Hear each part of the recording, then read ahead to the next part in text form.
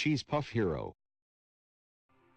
Hello everybody and welcome to a review of the brand new game Cities Skylines, and it is one of my favorite games ever. Remember in 2013, maybe you do, maybe you don't, the new SimCity game launched. This game is what that game could have been if SimCity wasn't an utter failure. The best way I could describe this game is as the perfect large-scale city builder. Now, I'm gonna load up one of my previously created worlds to show some of the aspects of the game. Overall, the game is very, very simple if you've played SimCity or the older versions of SimCity, or basically any large-scale city builder like this.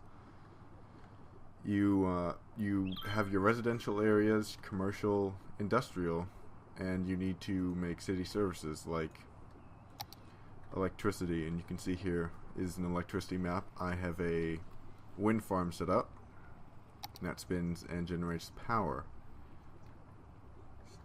and the power will flow through the power lines, or if it's not flowing through the power lines here, it'll just go from street to street. So you do not need to put power lines along the road, because it'll just flow, you know, down the road from house to house, which is really convenient because it's a hassle having to put power lines everywhere. One of the greatest parts of this game is the road systems. Now this road here, this is not a pre-built road. Well, I mean it is. I didn't build it, but somebody built this by hand for this map. The map maker that created this map for me. See, each one of these roads is individually created, and you know, if this off-ramp here has too much traffic, I can upgrade it to a like a 2-lane, and then I can set it to go one way, you know. That way more people can get off of the highway at the same time. It's all really, really modular and wonderful.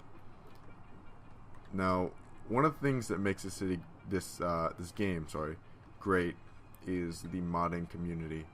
The game is barely launched, and already we have a huge modding community modeling in things like somebody's take on In-N-Out Burger. There's actually one of the people that helped do art for the SimCity 2013 game working to make mods for this game. There are also stuff like traffic stuff. Like, for example, I downloaded all of these highway interchanges. You know, this one is insane. It's like a 5-way interchange. This one is my favorite. It's a 5-way that has a U-turn built in for cars to turn around. It's just the modding community is really what makes this game. But back to the features. Here we go. We got the sewage, and you run these water pipes underground, and they have a huge radius. It's really easy to build them. Then you have to get to garbage. Building dumps, they fill up kind of fast. It's kind of a pain in the butt, but once you get later in the game, you can buy these incinerators, and they'll take care of the garbage pretty darn quick. There are all of these info maps here that you can look at. Power, water, garbage, education. You can see, like, well, I have a school right there. Well, these people live too far from the school. They're not really getting properly educated. Well, if I had money, I would build another school right there. That leads me to another thing, the budget panel, the economy panel. You can get these loans, and you can take them out, pay them back. But this is one of my favorite parts right here. If your fire prevention system here, it's not, you know, living up to it, you can allocate more of your weekly budget to your fire stations, and then they'll have a wider radius of fire prevention. It's really good. It's much better than building a new fire station. It's just add more radius to your old one with a higher budget. Now that can get expensive pretty fast if you have a lot of fire stations, or if you have a large city. But if you have a large city, you'll have a larger income anyway. Now I've gone and taken out a 20,000 currency loan here, and then I can get this elementary school, and I'll just plop an elementary school down somewhere here. Wait, we need a better road here. Now there are multiple tiers of roads. There are small roads, there are large roads, and then within those large roads there's a 2-lane large road, or sorry, 4-lane, 2 in each direction. Then a 6-lane, 3 in each direction that you can make all go one way, which is the highest density of traffic that you can get is 6-lane one way. And then the highway, which is what this is built off of here. Either way, I'm going to go ahead and put in a 4-lane, 2-way road right there like that. These people are getting sad because I just built like a massive road next to their house. Sorry, guy. Now if I want to make a school right here, excellent. Now they get happy again because I just built a school in their neighborhood. A really cool part about this game is zoning. You can assign zones, you circle them, you kind of paint over zones like this. And let's say this is Madison Heights. Well, it's not, but let's just say it is. Now, let me go to one of my other zones, Fremont. I can go in here and I can look at the per zone statistics. You know how many children, adults, their education level is somewhere in here. And if they have a specialized industry, that's something that I don't quite understand yet. It's like if you want to do logging or farming, not really for in-city zones. But I can set these policies here. I can set, you have to have smoke detectors in your house. It'll prevent fires, but I have to, it causes more upkeep per building because you have to pay for smoke detectors. Or put in power meters or, water meters, encourage reduced water consumption. Or legalize recreational use of marijuana. Whatever tickles your fancy. And then over here, I have an industrial zone. I named it Detroit because it's my slum. You can't have pets in the industrial zone. I don't know why anybody would have them anyway. And if I put here, the factories will try to reduce their power, and that takes a huge strain off my power system. Let's say I want this downtown area to have higher taxes. I haven't unlocked that yet in this world, but what you can do is you can raise a per district, 1 cent higher tax, 2 cent higher tax. So if you want to live right next to the schools, you have to pay more in property taxes. Just one of the really cool micromanagement features of this game. Now I'm going to load up a new world to show you some of the things.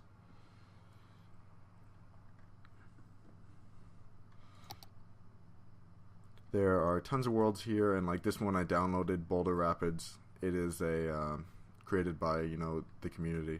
I'm just going to randomly pick Islands. I've only ever played on Boulder Rapids before. I just got this game a little while ago, but I've been playing it for hours and hours. It is addictive as hell. I have to say that. It's a warning to anybody that buys this game. Say goodbye to your free time.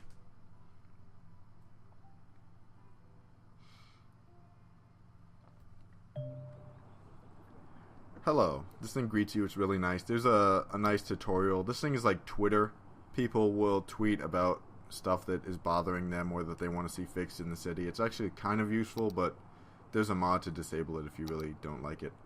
I'm contemplating enabling that mod right now because I find it a little bit annoying. Now, see, you have your highway connection here.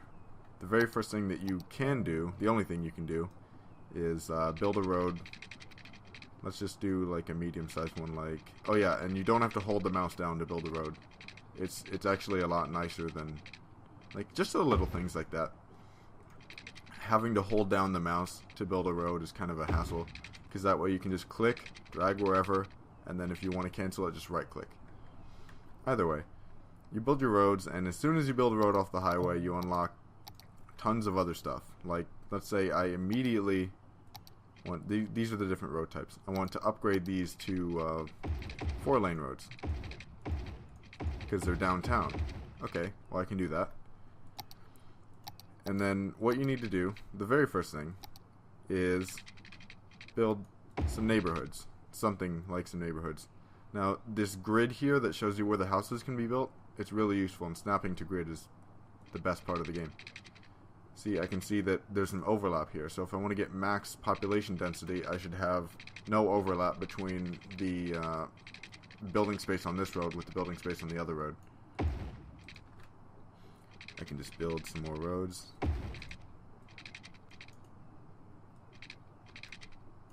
like that. And now, well, look at the meters down here, just like in SimCity 2013. There's a very high demand for residential. This is something I really like. You can use this marquee tool here to select, squares that you want to be residential. If you want to get really detailed with it, say I want half of this residential and the other half commercial. You can also click with this tool, which is kind of like a paint bucket fill tool.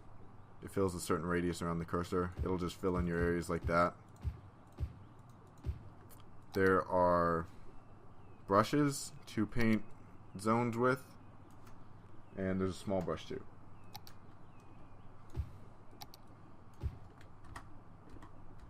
As soon as you build residential, houses start to pop up, but you need to worry about power and water. There's the coal power plant that creates heavy pollution. Now you want to watch which direction your water is going to. Let's go to the water map. Do I have one of those? Yeah. If you look at the direction of water flow, you don't want to build your sewage pipes upriver from where your drinking water comes from. Obviously, you don't want to drink your own, feces. Just little things like that. And then if you get the big arrows indicate higher water currents. Later in the game you can build like a hydroelectric dam to go where there's higher current, and you can get lots of power that way. I've seen on Reddit lots of GIFs and videos of people's cities getting completely flooded by a hydroelectric dam being placed in the wrong spot. That hasn't happened to me yet, and I feel kind of lucky for that, but apparently that's a thing, so watch out. Also, there's the oil power plant if you can mine up oil or coal, and then there's the solar plant which you unlock later in the game. And there are better wind turbines. I just prefer going with renewable. And now this is your wind map. It'll show you when you hover over. You can see 4 megawatt, 8 megawatt. The darker areas indicate more power that you can harness with your wind turbines. So let's say this is a really good spot to put my turbine. It's really dark, lots of power. Okay, put that there, 2 just in case, because you usually need more than 1. And then you have to run power from the turbine to the city. Once power gets to the city, it'll pass through the houses like I indicated before. There is the water tower for water, and it'll get a certain amount of water, but pumping from a river is usually your best bet. And rivers tend to be in every single map of this game, so it's not really hard to find one. And you get a water connection with your pipes that leads to the city. These you have to get coverage, so you have to, run them up and down your streets and everything just to make sure that you get coverage on all your neighborhoods. You also need to run one to the sewage pipe, because the sewage pipe and the water pipe, like you can see that there are 2 here. They kind of run in the same way. The greenish one is supposed to be sewage and blue is water, as you can tell by the color coding here. Once you get past this, you get into all kinds of other complicated issues. I'll load up a third world to show you that, one that is much later game. Now this is the very first city that I ever built when I played this game. First thing I did when I bought it, I opened up a city, named it Maple, and then I got down to business. This is how I learned how to play the game. The city's pretty bad. I got my slum over here. People are complaining about something. I don't really know. And then I have my nice part of town, downtown, and then a park district where all the potheads and recyclers hang out. Isn't it? I implemented no smoking, but I allowed recreational use. I wonder how those two work together. Whatever, it doesn't matter. And you can see that I've put in some crazy highway interchanges over here to help deal with the massive influx of traffic going to the industrial zone for all the people that are going to work there. It is still clogged as hell, but it's the best that I could do, really. It's a really efficient interchange, and so is this one. Over here I plan to build that up there. But okay, back to business. Now we see healthcare coverage. Nobody lives here, so it doesn't matter if I get healthcare in the industrial zones, but you have to build clinics or hospitals. You need to build cemeteries to hold the dead, or else dead bodies literally pile up in the streets. That's not an exaggeration. It happens. And later in the game, you can build a crematorium to, you know, cremate your dead to save space. The fire department is really important in industrial zones like this. That's why I'm going to put one down right here in the middle of Detroit, because otherwise they're all going to burn to the ground. There's also police. Police coverage needs to be pretty good in residential areas and not so good in the other areas, but it's okay. Like if you have so-so police coverage in industrial zones, but people don't want their houses burglarized or anything. I haven't really played around much with public transportation. I find it difficult to use. It's maybe my only gripe about the game is that it's not as easy as SimCity to build public transportation systems, but it is way more granular. You have so much more control over what gets built and everything like that. The parks and stuff, they're okay. The park selections, it's okay. More could be added in by mods. Speaking of mods, like if I just go down here and look, all of these buildings, this is before I installed the mod. See, they're basically all the same. It looks really bland. Now, in my first world that I showed you, Boulder City, close out of that. It did not. It had the mod to give more variety to the buildings, so it didn't look so bland and all the same. But you can just see, like, without mods, this game is a little bit less entertaining. But the beautiful thing about that is the modding community is just immensely powerful. And here's my hydroelectric dam. The water physics, they're really good. Pretty realistic. I'm going to put down a hydroelectric dam. I'll put one down right now. I'll show you what happens.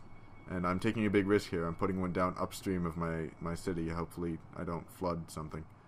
Now this looks like a good place. It narrows. There's a lot of current.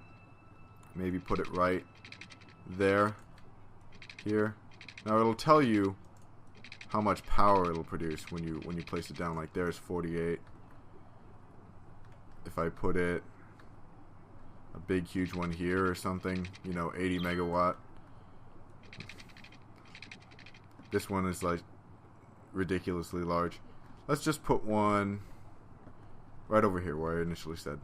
Let's see. 96 megawatts. Now that's a lot of energy. I'll put it down and look what happens to the water. It kind of builds up behind the dam as the dam gets introduced into existence, and then kind of...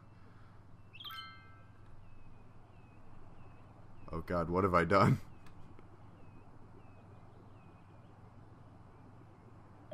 Is everything okay? Am I gonna flood the world? I think I might have just caused a very serious problem.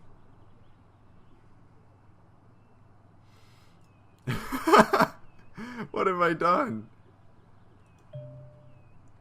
Okay, something is beeping at me. Yeah, trains, boats. This is, I don't recommend building a dam in an area that's a floodplain. Okay, so now you can see what happens when you build a dam in a really bad spot. It just kind of floods. I don't know what I should do right now. It's also choking out this portion of the river, which is bad because I draw my water from there. I think I might have just like broken the game. Not operating. There's no water. Everybody's gonna die of thirst now. Beautiful. Okay. Don't put dams down in really bad locations. I need to bulldoze this. This is gonna ruin my city. Look at the water. It's just gonna float. Blip, blip. And drain the floodplain. All the water returned back from whence you came. Okay, so you can see that that was not a good idea. I shouldn't have done that. And that's just the kind of things you learn as you play the game. Overall, now let's get to conclusion time, okay? I would give this game, graphics-wise,